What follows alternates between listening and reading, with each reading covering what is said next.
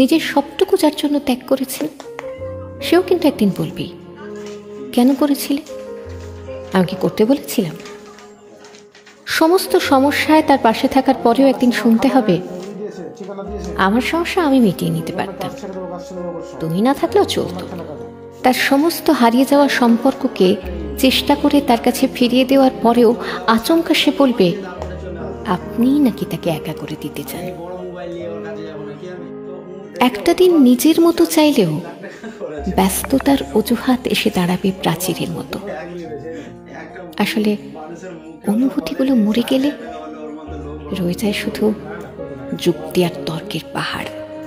তখন কথার পিঠে কথা বসে, কে ভুল কে ঠিক তার লড়াই চলে, কারণ সেই বিশেষ অনুভূতিগুলো তখনই মৃত্যু। তাই যার জন্য সব ছাড়ছেন সেও একদিন বলবে স্বার্থপর। সেটা বুঝে নিয়েই ত্যাগ করুন, কষ্ট কম পাবেন।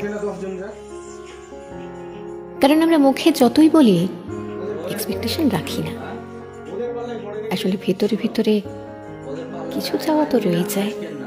একটা একলা সন্ধে, একটা নিশ্চিন্ত বিকেল, হয়তো তখনও চেয়ে যাই মনে মনে। তাই তো আঘাতগুলো আঘাত হয়ে আসে আর আমরা আবার নতুন করে ভেঙে পড়ি। তাই তো মনকে বারংবার বলি চল, জটিল হয়ে যায়। কিন্তু অবাধ্য মন তবু আশা করতে ছাড়ে না। আশা থাকলে আশা ভঙ্গও থাকবে নিশ্চিত।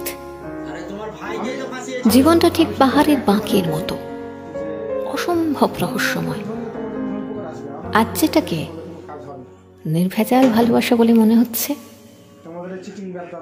কাল সেটাকে মনে হয় শুধুই বোঝাপড়া। প্রথম কথা একরকম, তারপরে কথা অন্যরকম, তাই নাকি?